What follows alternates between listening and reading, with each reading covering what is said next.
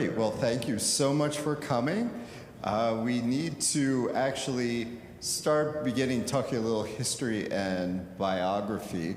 When we hit Pentecost, the pieces, like the final pieces, tend to be based upon psalm texts.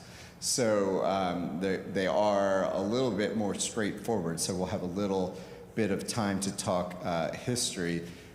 Yesterday we had Les Anders from St. Clement's perform some of the chants, and the rise of Gregorian chant is really wedded to French history.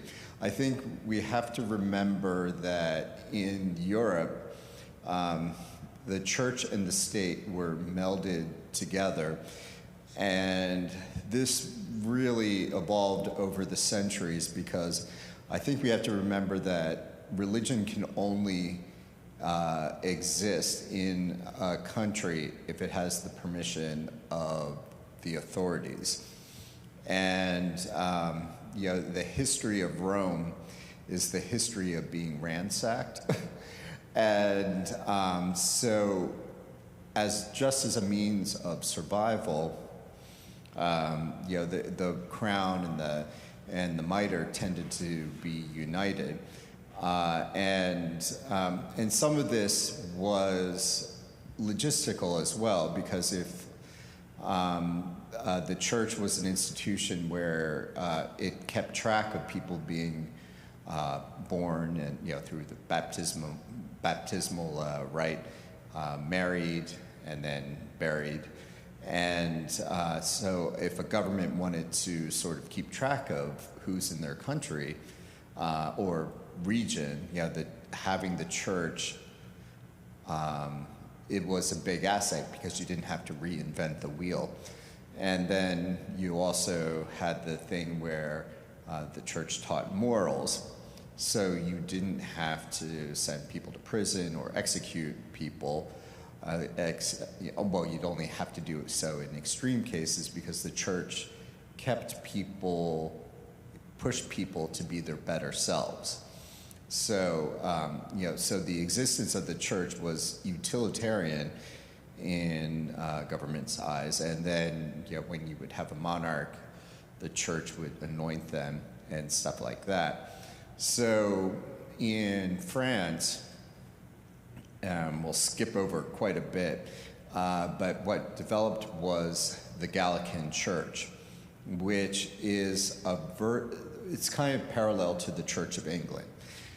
It is a separate branch, sort of the Catholic Church, in the same way that the monarch of England appoints bishops. The French king would appoint bishops and different church officials. And to get into politics, when we talk about the separation of church and state, usually from our modern perspective, people are saying that the church shouldn't be in government. Whereas what they were addressing at the time of our Constitution was the fact that in Europe, the countries were basically dictating theology. And so when we have the statement, separation of church and state, which really is not words in our Constitution, it was to prevent government from dictating theology, not that religion would be one of the many voices in public discourse. So but that's the modern spin on that take. So anyway, over the centuries, the French government was running this Gallican Church, which was a version of Catholicism. And when the French Revolution happened, the church was overthrown with the monarchy. And during that period, we had the rise of the philosophes during the Enlightenment. And even though they said they were just trying to create this separation of church and state, they really sought to abolish it. abolish all religion. They had their own version of religion, which was I can never say the word, but anyway, it's a sort of a deist religion. And Notre Dame was turned into a temple of reason, and a lot of the churches were destroyed, a lot of the organs were destroyed, the sacred music schools were abolished, and essentially people were not allowed to go to church unless they did so secretly. After the Terror, which did not just cut off the heads of monarchs, but cut off the heads of clergy, nuns, and monks, and bishops, priests, everything, and people. There came to be a little bit of a rapprochement with the Concordat under Napoleon, and that really extended that whole system of the Gallican Church, where basically bishops and all the clergy ended up being civil servants. And that system ran up through the end of the 19th century. So there was essentially, right around the time of the French Revolution, a whole generation of people that did not go to church. And when things settled down after the revolution and the Napoleonic Wars and the monarchy was restored, a lot of people didn't know what it was like to go to church, and they had to reinvent it. And a lot of what happened was in churches, they would play basically secular music, opera-sounding music, things for the theater. And because this is what these people who have not been to church could sort of get around their heads. And we have this today where we have a lot of sort of not very deep thinking Christians. They enter the church through these pop culture church services, which aren't really church services. They're shows, they're theater shows talking about God. And this is where we get the screens. And screens aren't just bad because they're new. They actually withdraw information from the congregation. With these programs and everything that, with hymnals, you can actually read the literature and analyze it and think about it. When you have a screen, they're taking that away. It's only on the screen for 2 seconds, long enough for you to read it, but not really think about it, and then they move on. But that's as deep as they are, as far as their religious life. And and the more profound churches really call you to think and put all the information in front of you beforehand, so that you can read it during, before, and after, so you can think about it and draw your own conclusions and have your own questions. So it's amazing how we can go back 2 centuries and see the same problems, because we're going through a generation, we were just having this discussion, where the church is in trouble. And what are we going to do? Do we dumb down, or do we shoot for these great ideals? At the same time as the dumbing down with theater music that was happening in the post-revolutionary period, there was a monastery in Salem that was started by Dom Guéranger, and he was a Benedictine, and that the slogan of the Benedictines is "Ora et labora," and prayer and work. And that place became a center for liturgical studies and ultimately Gregorian chant. And they would develop the Liber Usualis And the chants that we see here now, at the time, at the beginning of the 19th century, chant had been overly simplified. I don't know if you heard last night, but when Les was singing those chants, they were very elaborate. He was moving at a pretty good clip. It wasn't like a slow hymn. And they're very elaborate and very hard to sing, actually, because actually singing in unison is exceptionally hard, especially these melodies. And this monastery was developing the study of Gregorian chant and reviving chants that had been lost prior to the Revolution, and even earlier than that, lost as a result of the Reformation. And Tournemire was picking up on that particular tradition. We'll go a little bit further into what happened at the end of the 19th century, but we'll settle for that for right now, because there's a story about what happened at the end of the 19th century to Salem, and why, and what happened in the 1920s to inspire Tournemire to write Organ Mystique. But that said, to tonight's program, I think the chants pretty much speak for themselves. And let's see here, the sixth Sunday after Pentecost, the postlude, the Alleluia number 3, I must admit I have a hard time listening to this one. It's a little rough. It's a little episodic and weird.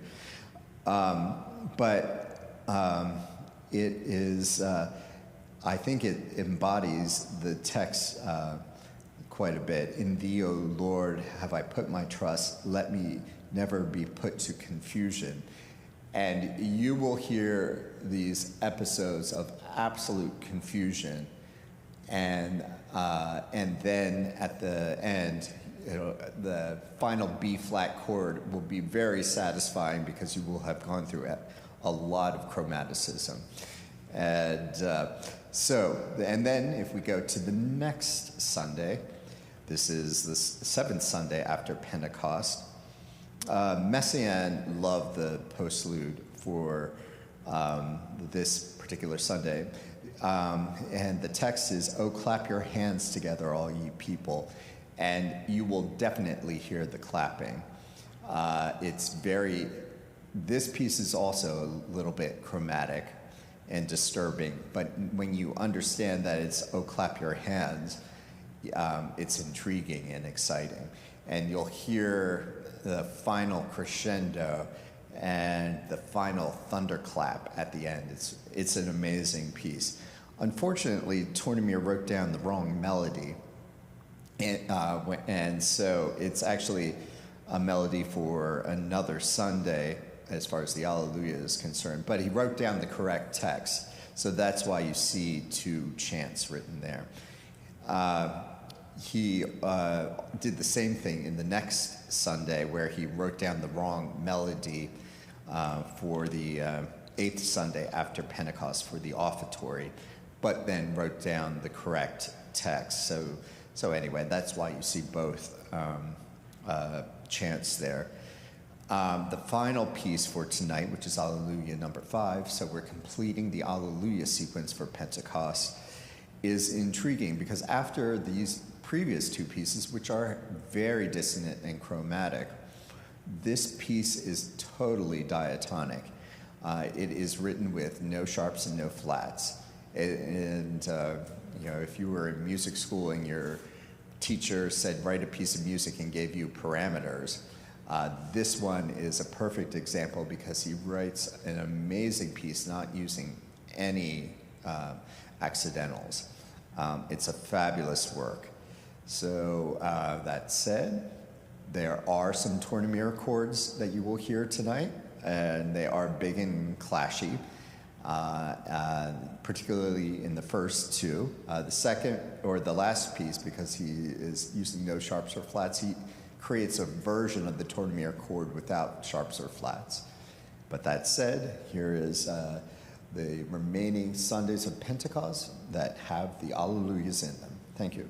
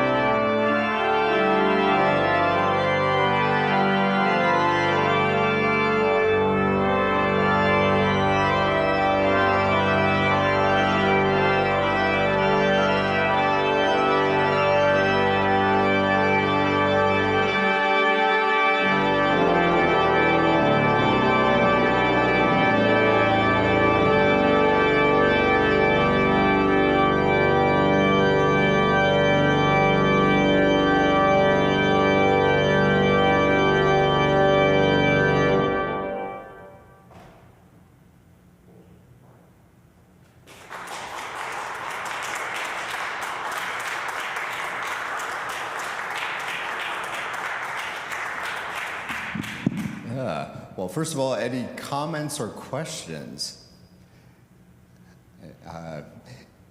So these pieces, they're clearly alleluias, so they're very joyful. When we get into the chorales, they simplify a little bit. The chorales are very simply put forward, and so you'll hear a little bit of a transition.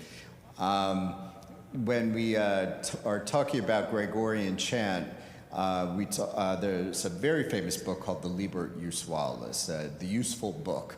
And this is where basically it's about that thick. It has all the chants you need for the office, for the Mass and the primary offices, sort of Vespers and Matins and Compline. It doesn't have, it doesn't have Matins, it has lauds. Matins is another monster of a service that requires totally different books. Anyway, and this book really came of age at the end of the 19th century with subsequent editions.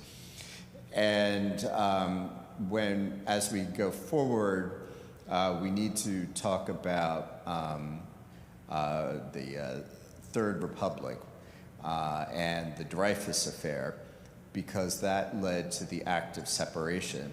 And this, the Dreyfus Affair, which was happening in the 1890s, was a time where, even though it was the issue was dealing with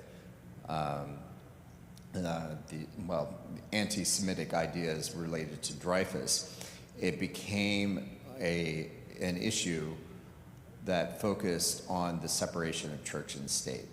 And it's very convoluted how that happened. But the result of this, even though Dreyfus he was an Alsatian Jew accused of espionage, even though he was acquitted, the clear culprits in this was the military, and but the church was the easier target because everyone believed in the army, but not everyone believed in God, and they sought to withdraw the monasteries from France. And anyway, as this was escalating in the 1890s, this is when the Liber Usualis was coming into play. This is when the symbolists were on the rise, and a lot of ideas were germinating, because it's during times of stress that a lot of times, people either become radicalized and their insane beliefs just go off the deep end, or the intellectuals really dive in and make themselves exceptionally clear. And so the Liber was emerging out of that period, the symbolists were coming out of that period, and this was all happening just as Tournemire was coming of age.